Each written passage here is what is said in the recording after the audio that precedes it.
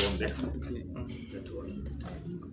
Baba, katika jina la Yesu Kristo, Mungu wetu uliye hai, tunakushukuru, tunakutukuza. Baba, asante kwa ajili ya hii neema, asante kwa uwepo wako katikati yetu. Tunaomba na kupokea kwamba macho yetu yanaangasiwa, yanatiwa nuru. Tunapata kufahamu neno lako kwa usahihi. Baba, unatujalia kupitia huyo Roho Mtakatifu aliye ndani yetu kuweza kulielewa neno lako kwa jinsi inavyostahili. Baba, asante kwa ajili ya hili darasa. Naomba kwamba utukufu wako umetufunika na unatenda kazi. Katika jina la Yesu Kristo tunaomba na kuamini. Amen. So niwakaribisha kabisa katika darasa ambayo ni madarasa yetu ya wanafunzi wapya. Ujisikie ukiwa huru kabisa, jisikie ukiwa sawa kabisa. Na wapenda kabisa na upendo wa Yesu kwa bidii na kujitolea kwenu kwa ajili ya kupata elimu ya Kristo. So leo nataka tuangalie somo ambalo linasema wanafunzi stroke ufundishaji stroke kulea waamini wengine.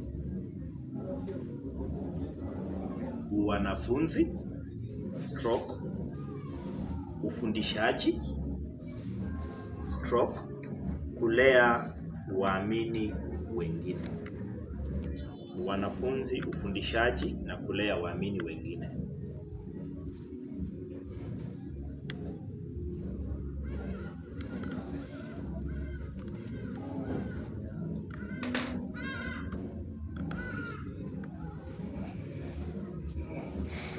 So I hope tumeandika. So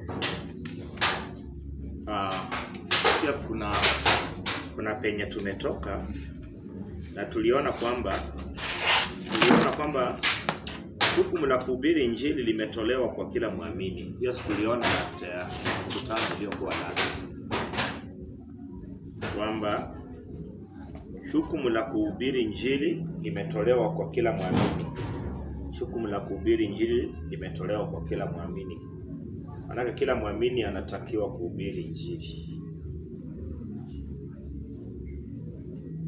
Kila muamini anatakiwa ahubiri.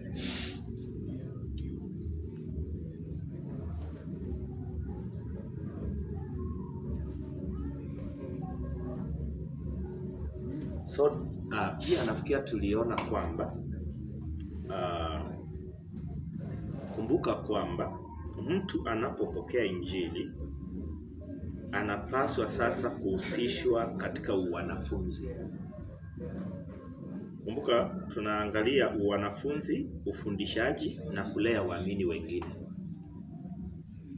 So tuliona jukumu la kuhubiri injili linahusisha kila muamini, na kumbuka kwamba mtu anapopokea injili anapaswa sasa kuhusishwa katika wanafunzi.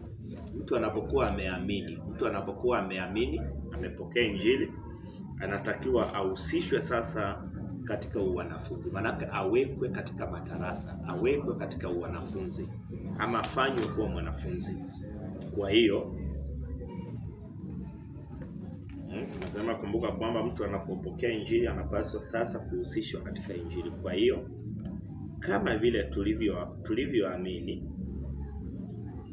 na tukawa wanafunzi wa Yesu, kwa hiyo kama vile tulivyoamini na tukawa wanafunzi wa Yesu,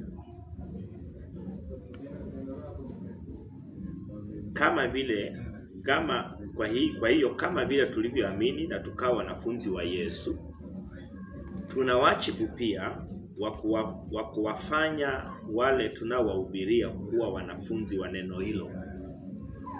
Kwa hiyo kama vile tulivyoamini na tukawa wanafunzi wa Yesu, tuna wajibu pia wa kuwafanya wale tunaowahubiria kuwa wanafunzi wa neno hilo.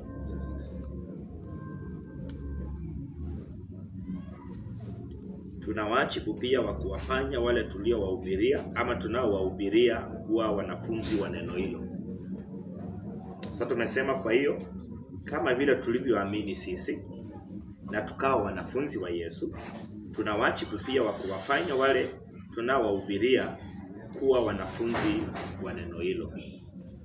Mathayo 28:18. mpaka 20. Matthew 28:18 mpaka 20.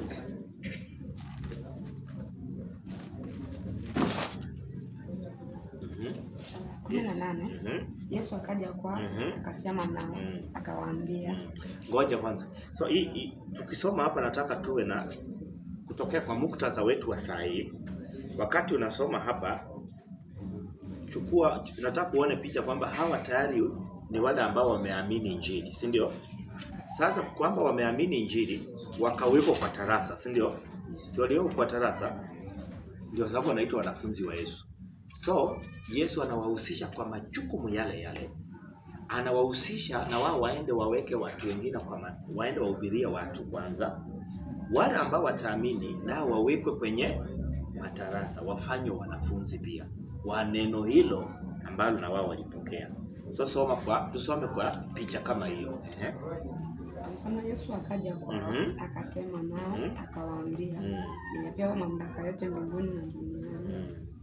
19. Basi enendeni mkawafanye mataifa yote kuwa wanafunzi, mkiwabatiza kwa jina la Baba na Mwana na Roho Mtakatifu. 20. Na kuwafundisha kuyashika yote niliyowaamuru ninyi, natazama mimi nipo pamoja nanyi siku zote hadi ukamilifu. Yesu akaja kwao akasema, nimepewa mamlaka yote mbinguni na duniani. So mamlaka tuliyopewa ni mbinguni peke yake. Ni mbinguni na haya vitu anzia wapi? Mbinguni ni ulimwengu usioonekana.